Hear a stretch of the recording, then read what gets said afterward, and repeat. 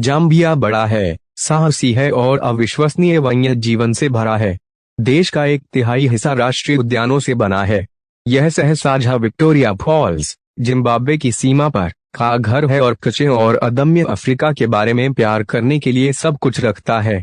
दीमक के टीले एक घर के आकार के हैं। जाम्बिया में दीमक के पहाड़ एक छोटे से घर जितने बड़े हो सकते हैं, जिसमें एक टैटू के लिए भी जगह हो सकती है। जाम्बिया पूरी तरह से स्थलरुद्ध देश है। जाम्बिया 7 देशों से घिरा हुआ है: कांगो लोकतांत्रिक गणराज्य, Tanzania, Malawi, Mozambique, Angola, Namibia और जिम्बाब्वे। विक्टोरिया फॉल्स का पारंपरिक नाम मोसियो आतुनिया है। मोसियो आतुनिया का अर्थ है गरजने वाला धुआं, और जैसा कि आप कल्पना कर सकते हैं, विक्टोरिया फॉल्स वास्तव में अपने नाम के अनुरूप है। विक्टोरिया फॉल्स की ऊंचाई नियाग्रा फॉल्स से 2 गुनी है। विक्टोरिया फॉल्स की ऊंचाई 108 मीटर है। यह कनाडा के नियाग्रा फॉल्स की ऊंचाई से लगभग 2 गुनी है। जाम्बिया अपने सबसे बड़े निर्यातों में से एक तांबे पर निर्भर है। जाम्बिया का मुख्य निर्यात तांबा है। वे प्रति वर्ष लगभग 1.5 मिलियन टन का उत्पादन करते हैं। अब जाम्बिया में इंट्रेपिड के छोटे समूह के रोमांच की जांच करें। यह वन्य जीवन के बिग 5 का घर है। अफ्रीका के सभी बिग 5 जानवर जाम्बिया में पाए जाते हैं, जिनमें शेर, गैंडे और हाथी शामिल हैं।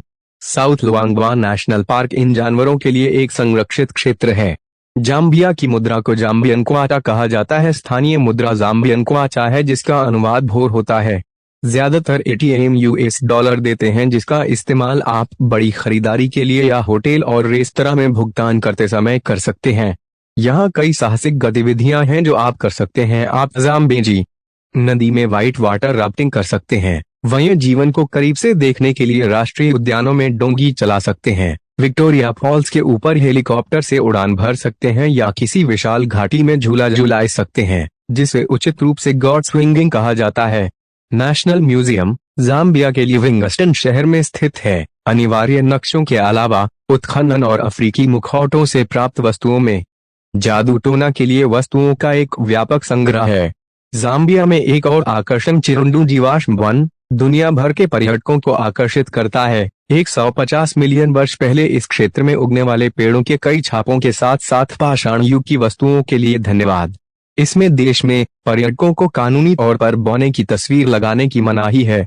लोजी भाषा जाम्बिया में बोली जाने वाली भाषाओं में से एक में महिला के लिए कम से कम 40 शब्द हैं। उनमें से प्रत्येक सामाजिक स्थिति और एक सुंदर व्यक्ति के बारे में अन्य जानकारी की विशेषता है। उदाहरण के लिए, अविवाहित महिलाओं के लिए अलग अलग शब्द हैं। पत्नियां जो हाल ही में पति या पत्नी के घर आई हैं, या विधवाएं। यहाँ एक विशाल मानव निर्मित झील है जो देश में जीवन को बनाए रखती है। करीबा झील दुनिया की सबसे बड़ी मानव निर्मित झील है और इसका उपयोग वाणिज्यिक मछली पकड़ने के लिए और जाम्बिया और जिम्बाब्वे को विद्युतपन बिजली की आपूर्ति के लिए किया जाता है। जाम्बिया का नाम अफ्रीका की 4थी सबसे बड़ी नदी के नाम पर रखा गया है। नील, कांगो और नाइजर नदियों के बाद जाम्बेजी अफ्रीका की 4थी सबसे लंबी नदी है। जाम्बिया में 70 से अधिक भाषाएं बोली जाती हैं। एक पूर्व ब्रिटिश उपनिवेश के रूप में आप जाम्बिया में आसानी से अंग्रेजी बोल सकते हैं, लेकिन इसका मतलब यह नहीं है कि यह यहाँ बोली जाने वाली एकमात्र भाषा है।